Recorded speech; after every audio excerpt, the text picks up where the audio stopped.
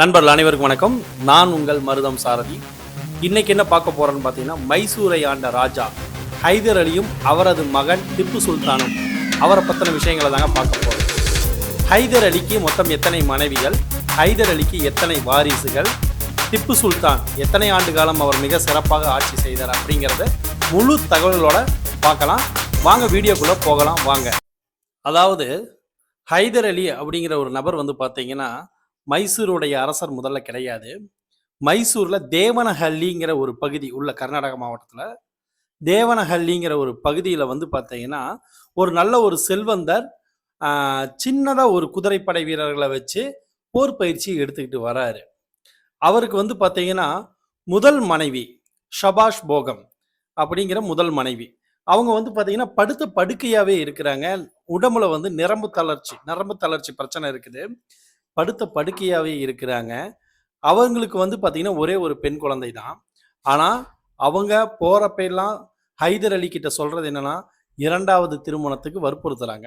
நீங்கள் 2வது திருமணம் செய்தாக வேண்டும், நமக்கு ஆண் வாரிசுன்னு ஒன்று வேணும் உங்களுக்கு அப்படிங்கிறாங்க. ஏன் அதுக்கு ஹைதர் அலி என்ன சொல்கிறாருன்னா, ஏன் பெண் வாரிசு இருந்தால் ஆகாதா, ஆண் வாரிசு தான் கட்டாயம் வேணுமா அப்படின்னு கேட்குறாரு. கடைசி வரைக்கும் அவருடைய முதல் மனைவி சபாஸ் போகம் விட்டு கொடுப்பதா இல்லை. ரொம்ப படுக்கையில் முடியாமல் போயிடுறாங்க.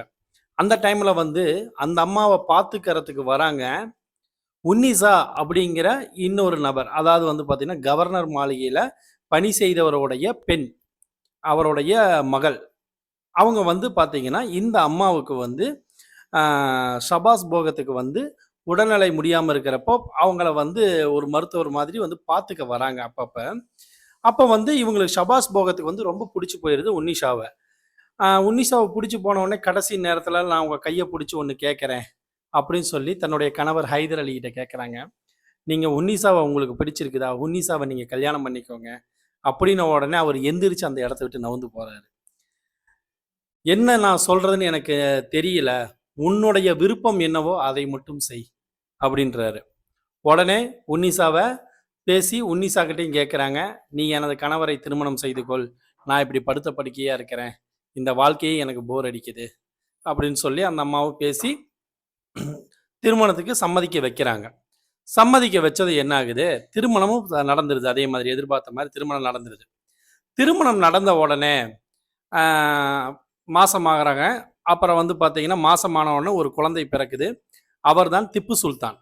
அந்த குழந்தை பிறக்கும் நேரத்தில் பார்த்தீங்கன்னா மைசூர் பார்த்தீங்கன்னா உடையாருடைய ஆட்சி கைவசத்தில் தான் இருந்துச்சு. உடையாருடைய ஆட்சி சொல்லப்போனால் அந்த ராஜான்னு ஒருத்தர் இருக்கிறாரு, ஒப்புகு சப்பானி. அவர் ராஜான்னு ஒருத்தர் இருக்கிறாரு, ஒப்புகு சப்பானி. அவர் யார் அடித்தாலும் ஏறி உக்காந்துடலாம், மைசூரை எளிமையாக பிடித்து விடலாம். அவர்களுக்கு கீழ் அதிகாரத்தில் இருப்பவர்கள் தான் நஞ்சராஜ், தேவராஜ், 2 நபர்கள். அப்படி இருக்கிறப்ப நஞ்சராஜை போய் ஹைதர் அலி போய் பார்க்குறாரு, எனக்கு ஏதாவது அரசு தரப்பில் ஏதாவது வேலை கிடைக்குமா அப்படின்னு. உடனே நஞ்சிராஜ் பார்த்துட்டு, உனக்கு என்ன வேலை வேணும், தேவனஹள்ளியில் நல்ல ஒரு பேரும் புகழும் முக்கிய நபராக இருக்கிறீங்க, அப்படியா, உங்களுக்கு ஒரு 50 குதிரையும் 200 படை வீரர்களும் நான் உங்களுக்கு கொடுக்குறேன், ஒரு சிறிய கமாண்டர் தளபதி மாதிரி இருங்க அப்படின்னு சொல்லி தேவனஹள்ளி பகுதிக்கு திரும்ப அனுப்பிடுறாங்க. யாரு, நஞ்சராஜ் அவர்கள். அந்த நேரத்தில் பார்த்தீங்கன்னா மைசூருக்கு மிகப்பெரிய ஒரு பிரச்சனை. ஹைதராபாத் நிஜாம் அவர்கள் படையெடுக்க போவதாக ஒரு பேச்சு. உடனே என்ன பண்ணுறாரு, ஹைதர் அலி போய் நஞ்சிராஜை பார்த்து, எனக்கு இந்த ஒரு முறை இந்த வாய்ப்பை மட்டும் தாங்க, நான் எப்படியாவது இதில் நான் நிரூபித்து காட்டிடுறேன், என்னுடைய போர் பயிற்சி திறமைகளை நான் காமிக்கிறேன் அப்படின்னு சொன்ன உடனே நஞ்சிராஜும் சரி நீங்கள் நல்லபடியாக போய் சண்டை போட்டு வாங்க அப்படின்னு சொன்ன உடனே இவரும் ஹைதர் அலி அவர்களும் தன்னுடைய குதிரைப்படைகளை எடுத்துகிட்டு கிளம்பிடுறாரு. கிளம்பி போய் ஹைதராபாத் நிஜாமை அட்டாக் பண்ணுறாங்க. அவ்வளோ சண்டை சாதாரண அவர் நினைச்சது, ஹைதர் அலி அவர்கள் நினைத்தது சண்டை எளிமையாக முடிந்து விடும் என்று. ஆனால் சண்டை மிக மிக நெடுந்தூரம் இழுத்து கொண்டே போகுது. கடைசியாக வெற்றி பெறுவது ஹைதர் அலி அவர்கள் தான். அந்த இடத்துல இருக்கிற செல்வங்கள் கொள்ளையடிக்கப்பட்டுட்டு வராரு. அவர் அங்கே இருக்கிற செல்வங்களை எடுத்துட்டு வராரு ஹைதர் அலி அவர்கள். அவர் எடுத்துட்டு மொத்தம் 3 ஒட்டகத்தில் எடுத்துட்டு வராரு. 3 ஒட்டகத்தில் எடுத்துட்டு ஒரு ஒட்டகத்தை நஞ்சராஜ் அவர்களுக்கு கொடுத்துட்றாரு. நீங்கள் என்னை நம்பி பொறுப்பை ஒப்படைத்தீர்கள், இது முழுக்க வைரங்களும் தங்கங்களும் இருக்கிறது, இதை நீங்களே வச்சுக்கோங்க அப்படின்னு சொல்லிட்டு மீதி 2 ஒட்டகத்தை தேவனஹள்ளியோடைய வளர்ச்சிக்காக எடுத்துட்டு போயிடுறாரு.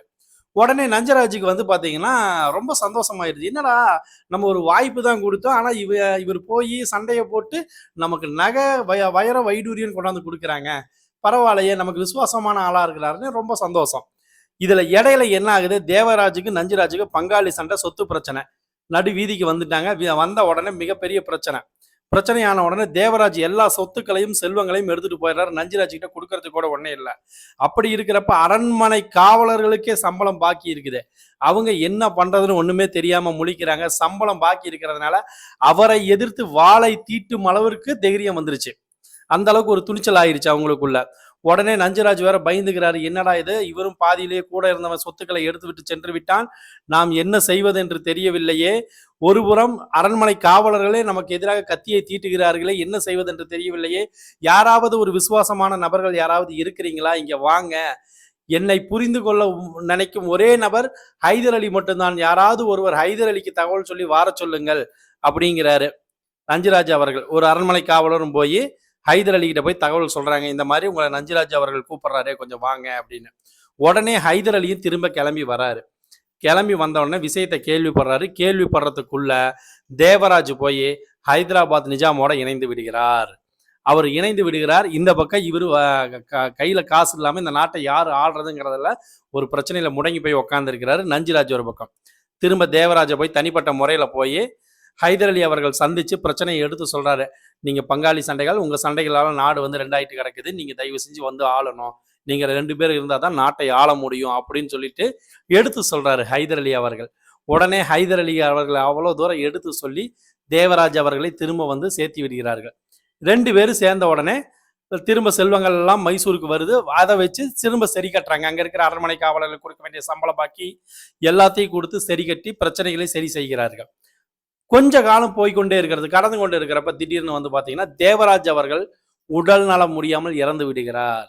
உடனே ஊர் மக்கள்லாம் சொல்றாங்க, நஞ்சுராஜ் தான் மருந்து வச்சுட்டாரு, விச வச்சு கொண்டுட்டாரு, மாய மந்திரம் பண்ணிட்டாருன்னு சொன்ன உடனே மனசு விட்டுறாரு. நஞ்சுராஜ் காதுக்கு போனதும் நஞ்சுராஜ் காதுக்கு போனது இது மனசு விட்ட உடனே நஞ்சுராஜ் என்ன பண்ண, இருக்கிற செல்வங்களை எல்லாம் எடுத்துட்டு கண்காணாத தேசத்துக்கு ஓடி போயிடுறாரு.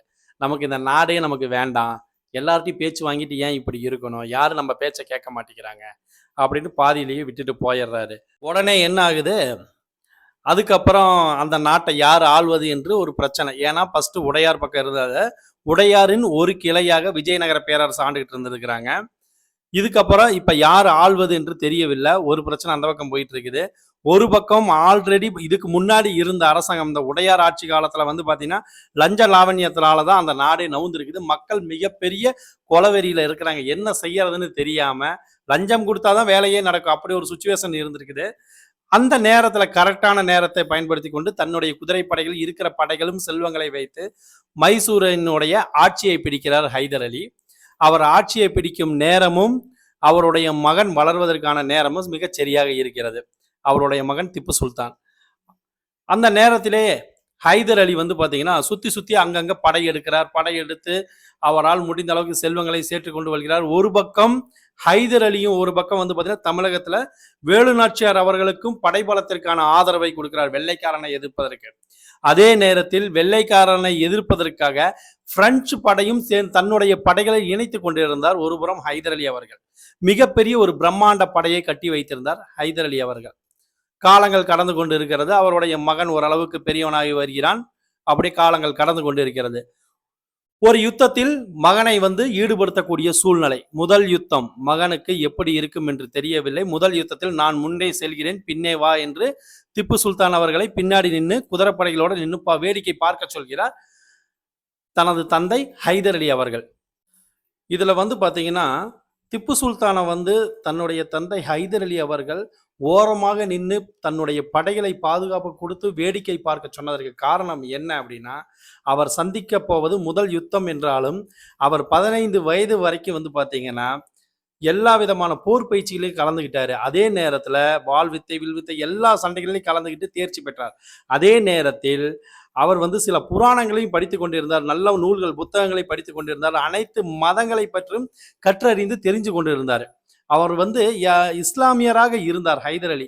இருந்தாலும் தன்னுடைய மகன் அனைத்து வகையான மதங்களை பற்றி தெரிந்து கொள்ள வேண்டும், அனைத்து வகையான விஷயங்களை தெரிஞ்சுக்கணும், நூல்கள் மூலியமாக கற்றுக்கொள்ள வேண்டும், அவன் எந்த மதங்களையும் புறக்கணிக்க கூடாது அப்படிங்கிற ஒரு விஷயத்துல தெளிவா இருந்தாங்க தாயார் உன்னிஷாவும் தந்தை ஹைதர் அலியும். அதனால வந்து பாத்தீங்கன்னா 15 வயசு வரைக்கும் நல்ல ஒரு நாலேஜ் உள்ள ஒரு பர்சனாவே இருந்தாரு திப்பு சுல்தான் அவர்கள். பக்கத்து பகுதியான போத்தனூர் அப்படிங்கிற ஒரு அரசருக்கு, போத்தனூர்ல இருக்கிற ஒரு அரசருக்கு தான் சண்டை. அந்த அரசர் வந்து வம்படியா வந்து சண்டை இழுக்கிறாரு ஹைதர் அலி கிட்ட. அவர்கிட்ட சண்டை இழுத்தது மட்டும் இல்லாம ஸ்ரீரங்கப்பட்டணத்திலையும் போய் அவருடைய ஹைதர் அலிக்கு சொந்தமான செல்வங்களை வந்து கொள்ளையடிச்சிட்டு வந்துடுறாரு. கொள்ளையடிச்சிட்டு வந்து இவர் சண்டைக்கு ஒரு பக்கம் வம்படியா கூக்குறப்ப இவங்க என்ன பண்றதுன்னு ஒண்ணுமே தெரியல ஹைதர் அலிக்கு. சரி சண்டை போட்டுருவோம், வேற வழி இல்லைன்னு சொல்லிட்டு தான் தன்னுடைய மகனை ஒரு பக்கம் அழைச்சிட்டு போய் பாதுகாப்பா ஒரு இடத்துல நிக்க வைக்கிறாங்க.